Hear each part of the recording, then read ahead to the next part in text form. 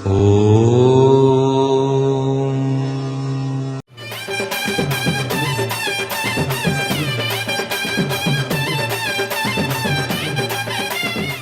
பெண்ணுடைய எதிர்காலத்தை ஜாதகமே பார்க்க தேவையில்லை, ஜோசியமே பார்க்க தேவையில்லை. அந்த பெண் பெரிய பொண்ணானா ருது புஷ்பவதியான நேரத்தை வச்சோம், காலத்தை வச்சோம், அந்த நட்சத்திரத்தை வச்சோம் துல்லியமாக சொல்லிடலாம். இதான் முக்கியமானது. அதாவது ரொம்ப முக்கியமானது இது எல்லாமே பெண்களின் பூ பெய்த குறிப்பை வச்சு புஷ்பவதியான காலத்தை வச்சு ஜனன காலத்தில் அந்த என்ன எப்படிப்பட்ட பெண்ணாக இருப்பா, அவள் எதிர்காலம் எப்படி இருக்கும். அதாவது போனால் இதை நாரதர் சொல்கிறார், ஸ்ரீபதி வசிஷ்டர் மகாரிஷிகள்லாம் சொல்கிறாங்க அது எதிர்காலத்தை பற்றி. ருது காலம் நிர்ணயம் பார்க்கணும், எந்த காலத்தில் ருது காலம், திக்காரிடம் பார்க்கணும், ருது சக்கர பலன் பார்க்கணும், இது முக்கியமானது. ருது சக்கர திதி வாரம் பார்க்கணும், நட்சத்திர லக்ன நவாம்ச பலன் பார்க்கணும், ருது நட்சத்திரத்தில் கிரகசார பலன் எப்படி அமைஞ்சிருக்குது நல்லா முக்கியமாகணும், சப்தமாஷ்டம பலனும் பார்க்கணும், ஸ்தான அதாவது விசேஷாதி பலன்களை பார்க்கணும். இதெல்லாம் பார்த்து அந்த பெண்ணு என்னைக்கு ருதுவாயிருக்கா, எப்படிப்பட்ட பெண்ணு, அவர் எதிர்காலம் எப்படி அமையும், இதெல்லாம் முக்கியமாக பார்க்கணும். அந்த பெண்களுக்கு ஏற்படக்கூடிய ருது காலமானது ராத்திரியா, அதை நித்திரை தூக்கத்திலேயே ஏற்படுதா, அதை முற்காலத்திலையா, பிற்பகல்லையா, சூரியன் உதயத்திலையோ அல்லது பகல்லையோ, வெளியே இருக்கும்போது சமயமோ, நான் போயின்னு நடந்துன்னு சொல்லவோ, சாப்பிட சொல்லமோ, எந்த காலமோன்னு பார்க்கணும். எந்த சமயம்னு பார்த்து அந்த சமயத்தில் சில பெண்கள் சொல்ல மாட்டாங்க. சில பெண்களுக்கு நாணம் அடைந்து என்ன செய்வாங்க, துணியை மாற்றின்னு விட்டுருவாங்க. இதெல்லாம் போனால் ஒரு 2 நாள் பொறுத்து தான் சொல்லுவாங்க, ஒரு நாள் பொறுத்து சொல்லுவாங்க. அதாவது இதெல்லாம் புஷ்பவதி அதாவது சரீரத்தை எவ்வாறு நிர்ணயம் துல்லியமாக சொல்கிறேன் கேளுங்க. இதை முக்கியமானது. ருது காலத்தால் அறியக்கூடிய பலன்களாவது அதாவது 100 நல்லா இருக்கும், உண்மையாக இருக்கும். அதாவது போனால் ஒரு நன்மை தீமைகளை துல்லியமாக சொல்லிடலாம். 7ஆம் ராசி 8ஆம் ராசிகளில் கிரகங்கள் நிற்கும் பலனை பார்க்கணும். அதான் ருது காலத்தில் முக்கியமானது பார்க்குறது 7ஆம் இடத்துல 8ஆம் இடத்துல என்னென்ன கிரகங்கள் அமைஞ்சுன்னு பார்க்கணும்.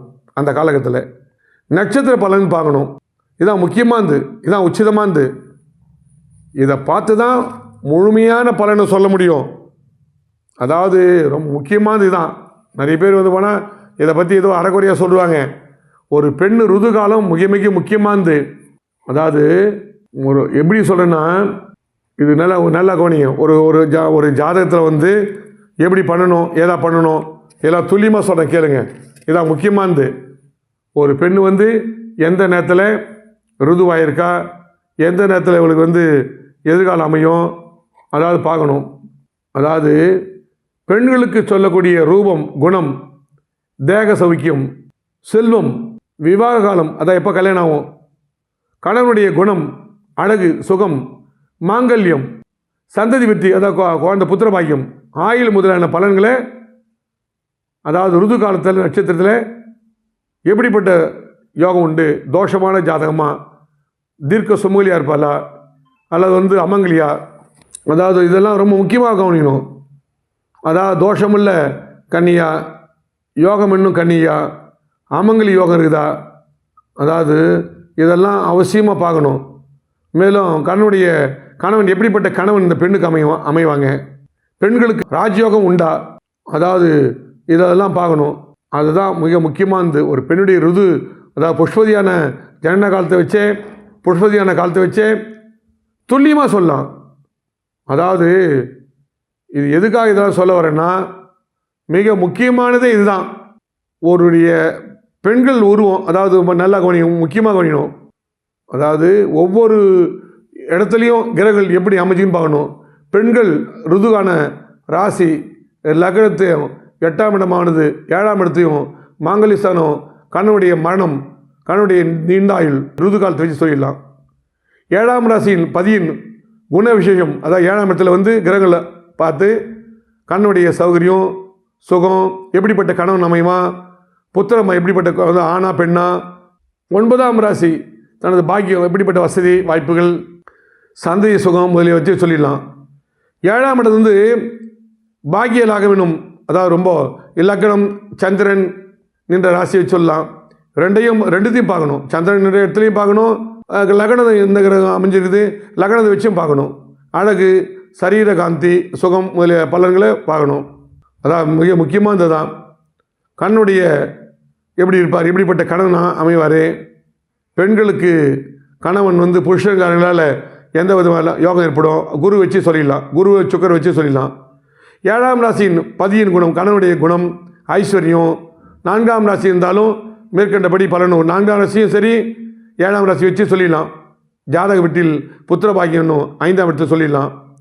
இவளை யோசித்து பலன் சொல்லணும். ஏதோ ஜோசியம் அரைகுறை ஜோசியர் நிறைய பேர் இருக்காங்க. இப்போது புத்தகத்தை படித்து தான் நீ நிறைய பேர் ஜோசியம் சொல்கிறாங்க, அதெல்லாம் சரியாகாது. பெண் போல ஒரு உருவம் எழுதிக்கணும். என்னுடைய பரம்பரை ஜோசியம் மூலம் சொல்கிறேன் கேளுங்க. பெண் போல ஒரு உருவம் எழுதிக்கணும். அதில் ஜனனமான அதாவது ஜாதகம், அதாவது ருதுவான ஜாதகத்தில் சூரியன் சஞ்சரிக்கும் இல்லையா, நட்சத்திரம் முதலான சிரசில் 3, அதாவது சிரசில் 3, நட்சத்திர முகத்தில் 7, தனத்தில் 8, மார்பில் 3, கொய்யத்தில் 3, நாபியில் 3 பிரித்து 27 நட்சத்திரங்களாக இதில் எந்த நட்சத்திரத்தில் ஜனனமோ அதாவது ருதுவானச்சோ அந்த நட்சத்திரத்தை கொண்ட இடங்களில் எவ்விடத்தில் உள்ளது, அதாவது எந்த இடத்துல இருக்குதோ அதை கண்டு பலனை சொல்லணும். பாரு, சிரசில் தாபம் என்னும் சீர்மிகு முகத்தின் சிரசில் வந்து போனால் மூஞ்சில் நட்சத்திரம் சொன்னேன் இல்லையா, ஆனால் நிறைய பேர் தெரியாது சொல்கிறேன், இருந்தாலும் சொல்லிடுறேன். அதாவது எப்படிலாம் இருக்குன்னு இப்போ சொல்கிறேன் பாருங்கள். அதாவது என்ன நட்சத்திரம் அதாவது சரீரத்தின் பிரதானமும் 27 நட்சத்திரம் அஸ்வினி, பரணி, கிருத்திகை, ரோகிணி, மிருஷம், திருவாதிரை, புனபூசம், பூசம், ஆயில்யம், மகம், பூரம், உத்திரம், அஸ்தை, சித்திரை, சுவாதி, விசாகம், மனுஷம், கேட்டை, மூலம், பூரடம், உத்திராடம், திருவோணம், அவிட்டம், சதயம், பூட்ட, உத்திர, தேவதி நட்சத்திரம் 27 ஒரு உடம்புல ஒரு பெண்ணுடைய உருவத்தை வச்சு சொல்லிடலாம். அதான் சாமுத்திரிகாட்சின்னு சொல்லலாம். அதை பார்த்தே முகத்தை சொல்லிடலாம். ஆனால் பரம்பரை ஜோசியர், நான் பரம்பரை சாமுத்திரிகாட்சி ஜோதிடர். ஒரு பெண்ணு எப்படிப்பட்ட யோகம் உடையவள்னு சொல்லிட்டு முகத்தை பார்த்தே சொல்கிறதான் ஜோசியம். அதாவது பெண்ணுடைய நட்சத்திர ஸ்தானத்தில் இருந்தால் சௌபாக்கியம், அதாவது கணவன் வந்து கோட்டீஸ்வரனாக இருப்பார், ஜனப்பிரியம், அதாவது காமியாக இருப்பாள் பெண்ணு. மார்பில் நின்றால் பேதமை பயம், கணவனை பற்றி பயம், சௌக்கியம் உண்டாகும். ஆனால் நாபியாகிய உந்தி கமலம் என்னும் வயிற்றில் இருந்தால் அந்த நட்சத்திரம் சந்தோஷம் இல்லால், அதாவது பொய் பேசுவா, கணவனில் சந்தேகப்படுவாள், துஷ்ட குணம் இருக்கும். குய்யம் எனும் மறைவிடத்தில் இருந்தால் அதிகாமியாகவும் இருப்பாள். அதாவது அவருக்கு மாங்கல்ய பலம் கம்மி, தவறான எண்ணங்கள்லாம் ஏற்படும். அதாவது இவரை வஞ்சனை பண்ணுவாங்க, ஆண்கள் வந்து கல்யாணம் பண்ணுறேன்னு சொல்லிட்டு நம்பிக்கை துரோகம் பண்ணுவாங்க, காதல் செய்தும் அந்த காதல் வந்து வஞ்சனையாக மாறிடும். இதான் முக்கியமாக இந்த காதல் தோல்வி ஏற்படும். அப்போ இதெல்லாம் பரிகாரம் சாமுத்திரிஷனம், இதை முக்கியமாக கவனிக்கணும். இதெல்லாம் எந்தெந்த திதின்னு சொல்கிறேன் இல்லையா, எந்த திதியில் பொண்ணு ருதுவானா அதை பார்க்கணும். அதாவது துதிகை திதி ஜனித்த பெண்ணாண்டவில் வந்து அழகிய தலை இருப்பாள், அதாவது அழகாக முடி இருக்கும், ராஜ சௌகரியம், தர்ம புத்திர குழந்தைகள் நல்லா இருக்கும், நல்ல குழந்தை, அறிவாளி குழந்தையாக இருக்கும், கண்களும் தலைமையும் நீலமணி போல் அழகுள்ளவளாக இருப்பாள். எது துதிகை திதியை பற்றி சொல்கிறேன் கேட்டுங்க. எந்த திதியில் பெண்ணு ருதுவானு பார்க்கணும். முக்கியமானது துதிகை திதியில் அதாவது ருதுவான பெண்ணு ராஜயோகமாக இருப்பாள். திருத்திதியை அதாவது திருத்திதியில் அதாவது போனால் அந்த பெண்ணு ருதுவான பெருமை பாக்கியம், நற்சுகம், பதிவிரதை, யானை போல் அதாவது நடை, யானை போல் நடப்பா, கம்பீரம் நடப்பா, நெஞ்சம் அதாவது நிமித்தி யானை போல நிற்பாங்கன்னு சொல்லுது. சதுர்த்தி திதியில் ஒரு பெண்ணு ருதுவானா எப்படி இருப்பா, சதுர்த்தி நாளன்று வைத்த பெண்ணு எப்படி இருப்பா, அதாவது கொஞ்சம் குரூர சுவாபம் இருக்கும், கோபம் அதிகமாக இருக்கும்.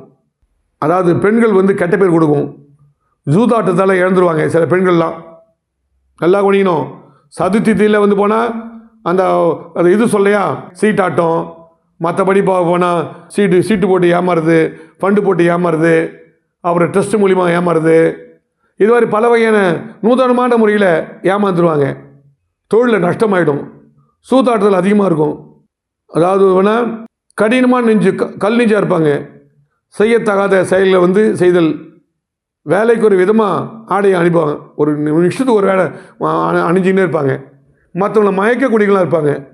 அது இல்லாமல் கலைத்துறை இவங்களுக்கு சதுர்த்தியில், அதாவது ருதுவான பெண்கள் பொதுவாக கலைத்துறை தான் யோகமாக இருப்பாங்க. இவங்க கலைத்துறையில் கொடி கட்டி பறப்பாங்க. ஆனால் மேற்சொன்ன அந்த இதெல்லாம் இருக்கும். அதாவது கோபம், குரூர சோபம், மற்றபடி போனால் அதாவது தவறான எண்ணங்கள், சூதாட்ட பிரியம், மற்றபடி கடினமாக நெஞ்சு, செய்யத்தகாத செயலை செய்துட்டு மாட்டிப்பாங்க. அதாவது வந்து போனால் கணவனுக்கு சந்தேகப்பட வேண்டிய சூழ்நிலை ஏற்படும். இது மாதிரிலாம் ஏற்படும். பஞ்சபத்தியில் ருதுவானா எப்படி இருப்பாங்க? இதான் முக்கியமானது. பஞ்சபத்தியில் ஜனித்த நல்ல அதாவது ஆசாரம் ஒழுக்கம் உள்ள பெண்ணாக இருப்பாங்க. பந்து ஜனம் அதிகமாக இருக்கும். பெரியவங்களை பெத்தவங்க பேச்சு கேட்பாங்க, சொந்த பந்த பேச்சு கேட்டு நடப்பாங்க. இஷ்ட சித்தி நல்லாயிருக்கும். நற்காரியங்கள் பல செய்வாங்க. அதாவது அது அடுத்தவனுக்கு உதவி செய்த ரொம்ப பிரியமாக இருப்பாங்க. அதாவது எதுக்கும் எல்லாருக்கும் நன்மை, நல்ல பெண்ணாக, ஒரு உத்தமமான பெண்ணாக அமைவாள்னு சொல்லிட்டு பஞ்சமி திதியில் ராஜயோகத்தை கொடுக்கும். நல்ல வாழ்க்கை, நல்ல எதிர்காலம், சொந்த வீடு, வண்டி, வாகனம், காரு, பங்களா. இந்த சாதாரண வீட்டிலேருந்து கடன் வீட்டில் போனால் கோட்டீஸ்வரி யோகத்தை கொடுத்துரும். சஷ்டிதியில் ருதுவானா எப்படி இருப்பாங்க? ஷஷ்டிதியில் வந்து ஜனித்த பெண் வந்து போனால் ருதுவான பெண்ணு சத்தியவாக்குடையவள், சுகமான மெலிந்த சரீரம், நல்லோர் சிநேகிதம் ஏற்படும். பந்து ஜனங்களுக்கு பிரியமான இருப்பா. அதாவது கொஞ்சம் கோபியாக இருப்பா. குரூரமான வார்த்தையை பேசுவா. சில நேரத்தில் ரவுடி மாதிரி பேசுவா, ஆம்பளை மாதிரி பேசுவா அந்த பெண்ணு. அதனால் கொஞ்சம் சாந்தம் மிக மிக அவசியம். அதாவது சில நடவடிக்கைலாம் அவளுக்கு சரியாக இருக்காது. அதனால் ஒரு கெட்ட பேர் ஏற்படும். வாயத்தான பொய் பேசுவா. நான் ஒரு பையனை விரும்புன்னு சொல்லிட்டு சொல்லாமே பேச கட்சின்னு ஓடிடுவா. அப்பா அவன் போய்ட்டு காதல் செய்து ஓடிடுவா. கெட்ட பேர் கொடுத்துரும். சில தீக்குணம் வந்து உண்டு. அதாவது நன்மையும் இருக்கும், பாதி தீமையும் இருக்குன்னு சொல்லிட்டு சாஸ்திரம் சொல்லுது. பௌர்ணமியில் பிறந்தா, பௌர்ணமி திதியில் பிறந்தா எப்படி இருப்பாங்க? அதாவது பூர்ணச்சந்திரன் நாளில் ஜனித்த பெண் வந்து போனால் அழகிய சரீரம், வெட்கமுடையில அடிக்கடி வெட்கப்படுவா. நல்ல குணம், சாது சுவாபம், புத்திர சம்பத்து, விசாலமான கண், அழகிய கண், சந்திர முகம், குண்டு முகம், ஆசாரம், இருப்பிடத்தில் ராஜயோக மனு வைப்பாள். அதை போகிற இடத்துல வெகு சிறப்பாக இருப்பாள் கணவன் வீட்டில். அதுவும் பௌர்ணமியில் பிறந்தா மட்டும் அவ்வளோ ராஜயோகம்னு சொல்லிட்டான் சாஸ்திரம். பௌர்ணமி திதியில். அமாவாசை திதியில் பிறந்த பெண் எப்படி இருப்பாள்? அதாவது நல்லா கொண்டினோம். அமாவாசையில் பிறந்த ஜனித்த பெண்ணு குரு தேவதை, பக்தி, பதிபக்தி அதிகம், கணவன் மேல் ரொம்ப பிரியமானவர் இருப்பா. பொறுமை, ஆசார செயலமுள்ள இருப்பா. வீட்டு வேலையில் சாமர்த்தியசாலியாக இருப்பா. நன்னடவகை, அதாவது நல்ல நடத்திருக்கும். நல்ல புத்தி, கூர்மை, அறிவாளியாக இருப்பா. நிறைய பேர் பொய்யான ஒரு தகவல் சொல்லுவாங்க. அமாவாசையில் பிறந்தால் தப்பான போயிடுவா. நிச்சயமாக 100 கிடையவே கிடையாது. தப்பு, மிகப்பெரிய தவறு. அமாவாசையில் பிறந்த பெண்ணு ராஜயோகமாக இருப்பா. அதாவது அமாவாசை திதியில் குரு பக்தி, பெத்தவங்கள பக்தி, அன்பு பாசம், அதாவது கணவன் மேலே பிரியமாக இருப்பா. பொறுமை எதுக்கும், ஆச்சாரம் அளவில் இருப்பா. வீட்டு வேலைகள் வந்து சாமர்த்தியமாக செய்வா. நல்ல நடவடிக்கை இருக்கும். அதாவது ஒரு நல்ல வேலையும் கிடைக்கும். நல்ல புத்தி கூர்மை இருக்கும். அவ்வளோ யோகம் உண்டு. இதில் அமாவாசை திதியில் பிறந்தா.